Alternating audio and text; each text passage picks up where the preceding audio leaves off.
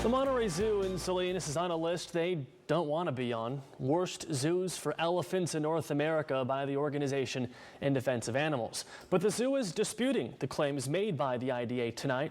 KION's Jocelyn Ortega joins us from the zoo to go through the allegations and then a possible legal challenge.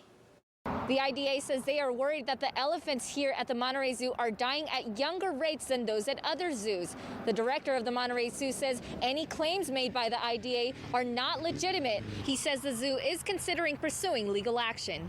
On Tuesday, the director of the Monterey Zoo expressed his disappointment after finding out the zoo was ranked number 5 on a list of top 10 worst zoos for elephants in North America. These elephants are all retired from circuses and carnivals, and these people are suggesting that because we share them with people, because we allow people to meet them and interact with them, it's a bad thing. The list was compiled by In Defense of Animals, or IDA. An elephant campaign coordinator for the IDA tells KION the ranking was based on data collected by sources who observed practices at the zoo, as well as records kept for the animals. There are a lot of red flags that we saw when we started looking at Monterey Zoo. Given the nature of how it was founded, the person finding it, and how I'm sure felt sincerely about what he was doing.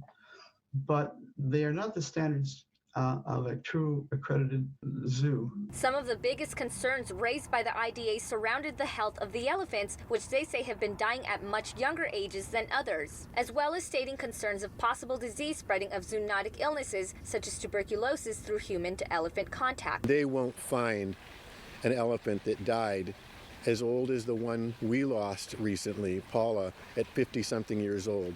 That is in the top 90% of the older elephants in captivity. And I walk around the county and I see where we took precautions far beyond the scope of what was being asked of us. The Monterey Zoo director adds claims of non-accreditation by the IDA are false, and they are now exploring the possibility of pursuing legal action. The director says they've been able to care for up to 5 elephants on site with teams of animal care experts and veterinarians on hand. Right now, they say they are down to 1 elephant in their care, but they are not yet sure if it will stay on site. The IDA argues the elephants would be much better off at a sanctuary accredited by the Global Federation of Animal Sanctuaries as opposed to remaining at the zoo. I believe it was PETA who got a tip that there was not only elephants disappearing, but there was an attack on a trainer by an elephant while the trainer allegedly was reprimanding or putting an elephant in control. We aren't looking for defamation, we're looking for facts.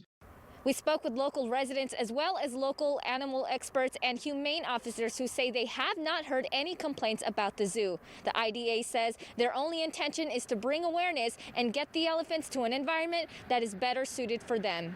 In Salinas, Jocelyn Ortega, KIO News Channel 546.